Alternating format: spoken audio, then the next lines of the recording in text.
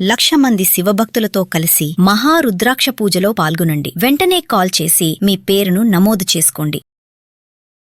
నమస్తే, welcome back to Suman TV. Present మనతో పాటు ఉన్నారు పబ్లిక్ స్పీకర్ రజనీరమ్మ గారు. నమస్తే మేడం. నమస్తే Naveena. Madam, Pune Ketan Agarwal business man, అంత కోట్ల ఆస్తికి అధిపతుడు అయినా సరే చూడండి ఒక అమ్మాయి చేతిలో బలైపోయాడు. అంటే ఎంత దారుణం అంటే రీసెంట్ గా వాళ్ళ గ్రాండ్ ఫాదర్ కూడా చనిపోయారు, మీరు చూసే ఉంటారు. ఆ బాధలో మనవడు పోయాడన్న బాధలో ఆయన కూడా హార్ట్ అటాక్స్ రావడం జరిగింది. ఆ తండ్రికి ఏంటంటే ఒకటే నెలలో కొడుకు తండ్రిని కూడా కోల్పోయాడు ఆయన. అయితే న్యాయం జరగలేదు అనే బాధతో చనిపోయాడని చెప్పేసి చెప్తున్నారు. వాళ్ళ తాతగారు బెంగ పెట్టుకుని చనిపోయారని చెప్పేసి. అయితే ఇప్పుడు సియా గోయల్ ఎవరైతే ఉన్నారో, మరి అక్యూజర్ గా ఉన్నారో, లై డిటెక్టివ్ టెస్ట్ చేశారు, సీన్ రీక్రియేషన్ చేశారు, అయినా కూడా ఆ అమ్మాయిలో ఎక్కడ కూడా గిల్ట్ ఫీలింగ్ అనేది ఎక్కడ కనబడట్లేదు. మనం అక్కడక్కడ వీడియోలో చూస్తున్నాం. ఆ అమ్మాయిని తీసుకెళ్ళడం, పరిగెత్తుకుంటూ లోపలికి వెళ్ళడం, స్కార్ఫ్ కట్టుకుని ఉంది. ఆమె వేసుకున్న డ్రెస్ చూడండి ఎంత పాష్ గా ఉందో.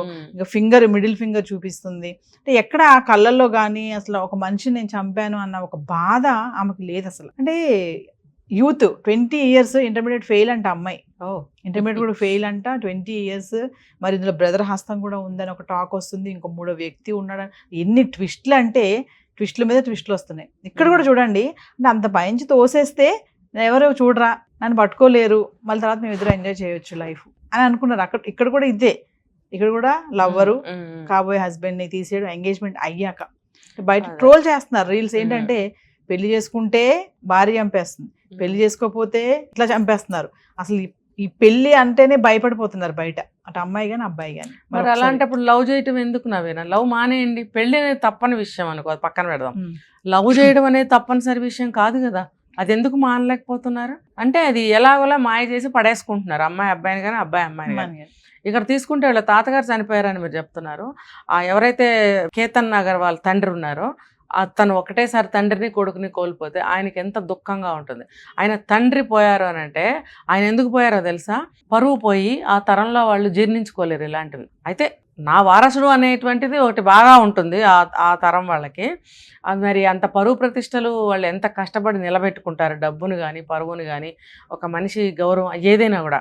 అవన్నీ అలా కళ్ళ ముందు కూలిపోయేటప్పటికి ఆ పెద్ద తరం వాళ్ళు తట్టుకోలేక అలా అయిపోతారు. ఇంకోటి ఏంటంటే తన వారసుడు కాబట్టి మనవడు, అరే నాకు వారసుడు లేడే అని ఆ దిగులు ఉంటుంది వాళ్ళకి, పాత వాళ్ళకి. సో ఆ కారణాలతో ఆయన చనిపోయి ఉంటారు. ఇదంతా వీళ్ళకి అవసరమా? ఈ ఏమనాలి, ఈ దున్నపోతూ అంటే అసలు మెచ్యూరిటీ లెవెల్స్ అసలు లేవు. తర్వాత తెగింపు. ఇంకొకటి అంతా మా నాన్న చూసుకుంటాడు, మా లాయర్ చూసుకుంటాడు, వాళ్ళు ఏదో భరోసా ఇస్తారు, ఏదో జైల్లో ఉంది బెంగపడి చావకుండా ఏం పర్లేదమ్మా అని భరోసా ఇస్తారు. అన్నారు కదా, మెచ్యూరిటీ లేదు కదా మనకి, అన్నారు కదా నేను బయటకు వచ్చేస్తాను, నేను ఎలా అయినా ఉండొచ్చు అని ఆ రిబాబు చేష్టలన్నీ. ఆ బాడీ లాంగ్వేజ్ చూసారంటే చాలా నిర్లక్ష్యపు నడక, నిర్లక్ష్యపు బిహేవియరు ఇవంతా కనపడుతుంది. దాంతోపాటు మెచ్యూరిటీ అసలు లేదు అమ్మాయికి. తను ఏది కావాలనుకుంటే అది జరుగుబాటు ఎక్కువగా ఉంటుంది ఆ అమ్మాయి, పెంచుండొచ్చు. అఫ్కోర్స్ అవన్నీ జరుగుబాటు ఎక్కువగా ఉండటం వల్ల ఇంటి దగ్గర తను విచ్చలవిడిగా ప్రవర్తించింది ఇప్పటి వరకు కూడా.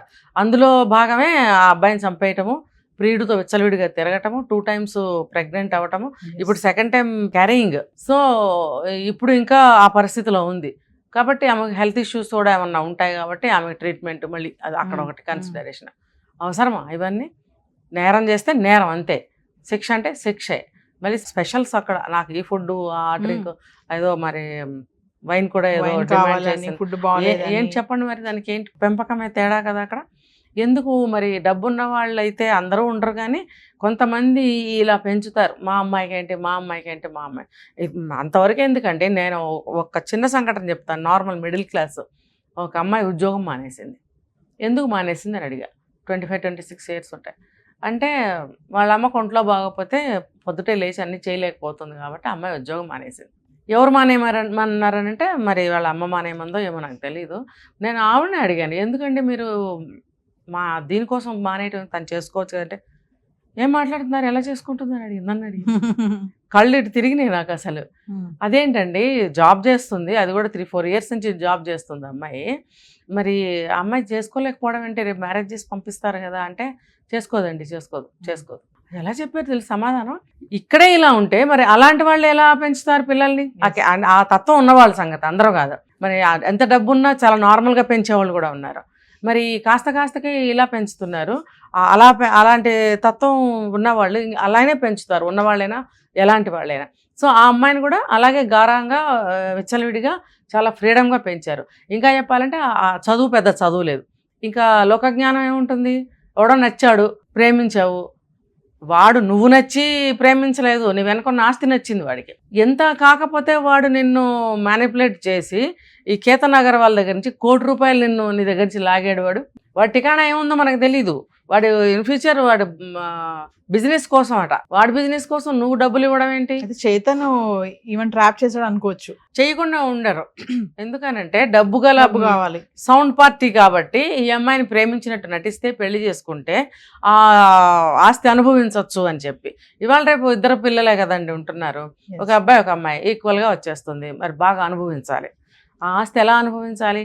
అందుకని లవ్ పేరుతో ట్రాప్ చేసేసి ఆ అమ్మాయిని మాయ చేసేసి పడేసి ఆ అమ్మాయిని ముందుగానే ప్రెగ్నెంట్ చేసేస్తే అయిపోతుంది తన పని. అదే వచ్చి పడిపోతుంది బుట్టలో. తర్వాత వాళ్ళని తన్నో చంపో నరికో వచ్చేస్తుంది నా దగ్గరికి. ఇలాంటి దుర్మార్గుల ప్లాన్ ఇలా ఉంటుంది. మరి ఆ అమ్మాయికి ఆ మాత్రం తెలుసుకోలేకపోయింది అబ్బాయి గురించి. తర్వాత అసలు నేను ఎటుపోతున్నాను, నా కుటుంబం ఏంటి, 20 ఏళ్ళ అమ్మాయికి అది కూడా తెలియదా? అంటే అది కూడా తెలియకుండా, ఆ విలువలు తెలియకుండా పెంచారా తల్లిదండ్రులు?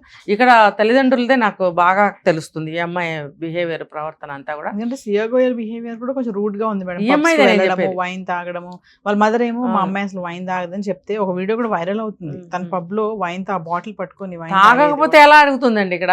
తాగకపోతే ఎలా? అసలు అగర్వాల్స్ అంటే వీళ్ళు నాన్ వెజ్ తినరు అసలు.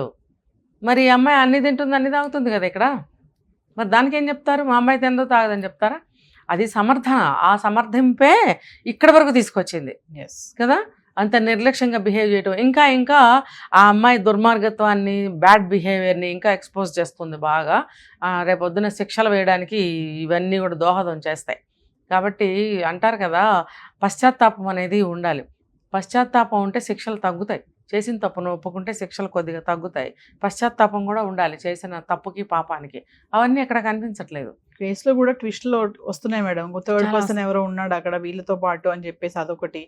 బ్రదర్ ని కూడా విచారిస్తే బ్రదర్ కి ఆల్రెడీ ఈ అమ్మాయి చెప్పిందంట, నాకు ఇట్లా అంటే నేను అట్లా కాదు మమ్మీ వాళ్ళకి చెప్తానంటే, నేను లేదు చైతన్ వదిలేస్తాను, కేతన్ ని పెళ్లి చేసుకుని హ్యాపీగా ఉంటాను, మమ్మీ డాడీకి చెప్పకని చెప్పితే, సో తమ్ముడు కదా మరి ఓకే. అలా చూసుకుంటే అబ్బాయి హ్యాండ్ ఏమి ఉండదు. ఎందుకంటే పాస్పోర్ట్ మిస్ అయిన సమయంలో కూడా వీళ్ళిద్దరి మధ్య ఆర్గ్యుమెంట్ జరిగింది కదా. ఆర్గ్యుమెంట్ జరిగింది అని అంటే ఆ అబ్బాయి ఎందుకు అనేది అడ్డుకుని ఉంటాడు. అయినా సరే బలవంతంగా మిస్ చేసింది. క్యాబ్ డ్రైవర్ చెప్పాడు ఈ మాట.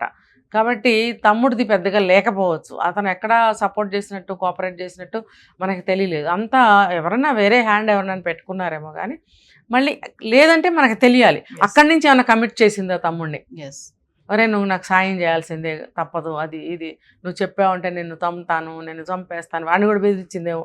తమ్ముడు అంటున్నారు కదా, చిన్నపిల్లడు, టీనేజర్ అయి ఉండాలి.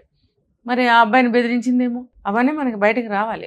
పేరెంట్స్ కూడా మేడం అంటే ముందు ఇంకేంటంటే పిల్లలు అసలు ఏం చేస్తున్నారు ఏంటి అంటే, మా అమ్మాయి ఏ మంచిది, మా అమ్మాయికి ఎవరు లేడు అంటే, ఒకవేళ ఉన్నా కూడా దాచిపెట్టి, పెద్ద సంబంధం కదా, మస్తు డబ్బులు ఉన్నాయి, మా అమ్మాయి సుఖపడుతుంది, చక్కగా బతుకుతుంది హ్యాపీగా అని చెప్పి వీళ్ళ లవ్ అఫేర్ అని దాయడము, బలవంతంగా పెళ్లికి కూర్చోబెట్టడము, ఇక్కడ వీళ్ళేమో అడ్జస్ట్ అవ్వలేక ఏం చేయాలో తెలియక మూడో వ్యక్తితో మాట్లాడుకుని ఇలాంటి ప్లాన్స్ చేయడం.